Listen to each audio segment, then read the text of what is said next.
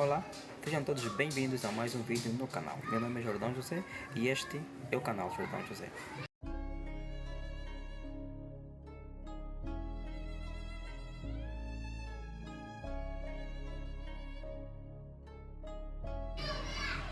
É isso que você viu.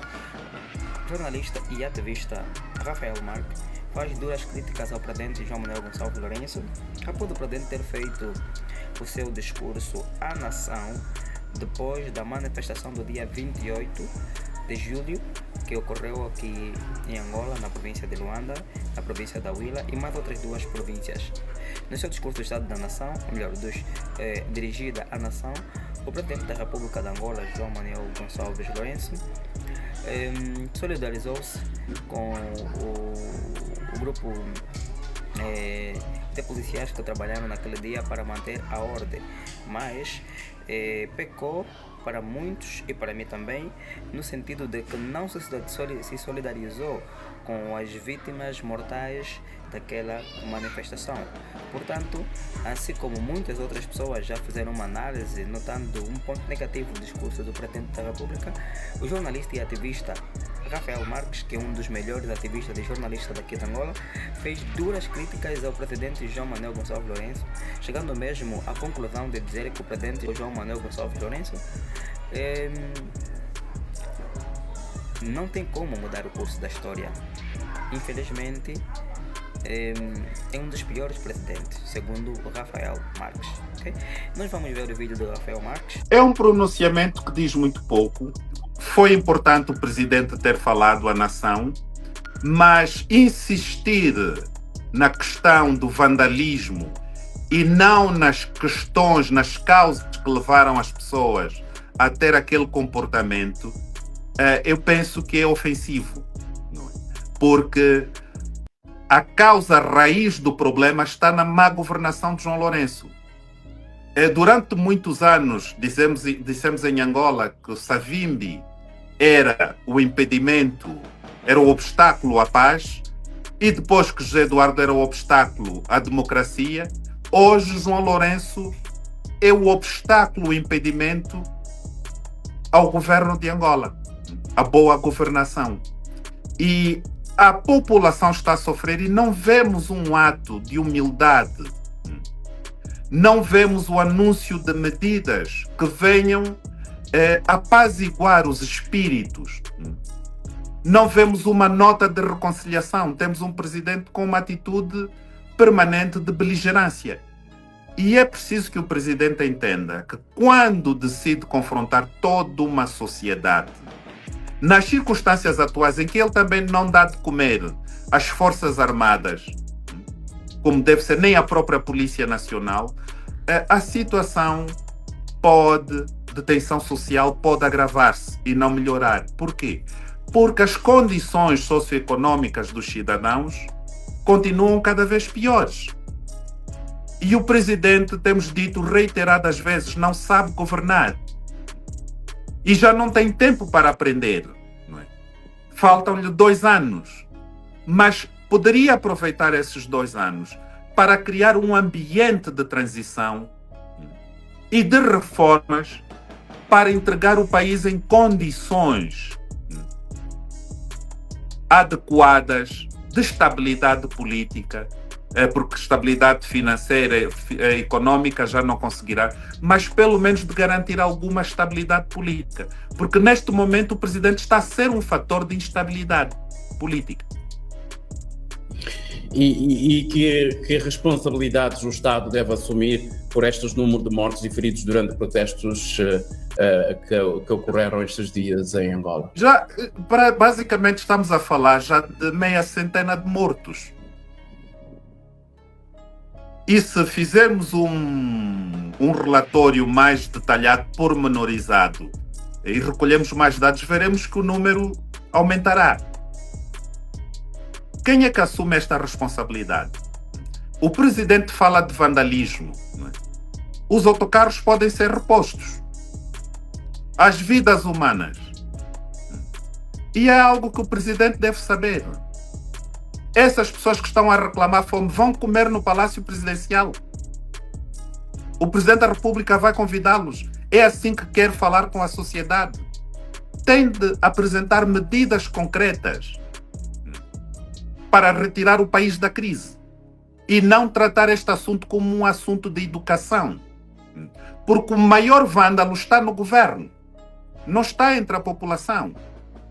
Os vândalos são os dirigentes que passam a vida a saquear o país, que governam mal, que desprezam o próprio povo. Estes é que são os verdadeiros vândalos. E é uma tristeza viver com estes vândalos, já dizia Olden Roberto. E como também ativista dos direitos humanos, os líderes sindicais que convocaram estas paralisações estão a ser detidos, estão a ser perseguidos, segundo denúncias que estão a chegar a partir de Angola. O que acha desta situação? Há menos liberdades hoje em dia? Há restrições de liberdades fundamentais? Há restrições quando se detém os líderes que procuravam de forma legítima apresentar reivindicações. Esta responsabilidade é do Presidente da República e denota um estado de repressão cada vez maior. Porque vejamos, em 38 anos de poder do José Eduardo Santos, nunca houve uma repressão policial contra manifestantes, contra cidadãos, que causasse tantos mortos como na era de João Lourenço. Então estamos a ter uma situação de regressão para períodos bastante violentos e aqui é preciso reiterar. Agora o presidente João Lourenço tem as mãos sujas de sangue, o sangue do povo. E isso é mau para o país, é mau para a Angola que nós pretendemos construir e que custou milhares de vidas, milhões de pessoas sacrificaram para que hoje pudéssemos viver em paz. E o presidente hoje é o maior risco de instabilidade no país. Tem uma certa saudade, digamos assim, de José Eduardo dos Santos?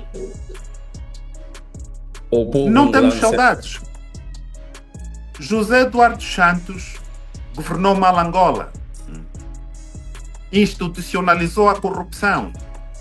Agora, ninguém esperava em Angola que João Lourenço fosse pior do que José Eduardo Santos. É só isso. É pior neste momento. Ninguém esperava que o José Eduardo Santos fosse ninguém esperava que João Lourenço fosse pior que o José Eduardo Santos. É só isso. Mas como diferenciar a manifestação legítima dos atos de pilhagem, evitando criminalizar todos que saíram às ruas? É assim. Todo ato de vandalismo, todo ato que viole a legislação angolana deve ser punido. A legislação angolana também prevê sanções graves contra os dirigentes que roubam o povo, que governam mal. Há leis para isso. Estas leis estão a ser cumpridas. Porque se estivessem a ser cumpridas, a este momento já não teríamos governo. Estariam todos na cadeia. E então, só se cumprem medidas contra os pobres, os mais fracos, os que não têm defesa. Eu apresentei várias queixas contra dirigentes corruptos, incluindo magistrados, altos magistrados. Alguma vez tomaram medidas contra esses indivíduos? Não. Por quê? Porque estão mancomunados no saque do país. Estão mancomunados no desprezo pelo povo, no sofrimento porque os angolanos estão a passar. E então a punição é sempre para os pobres. O sacrifício é para os pobres.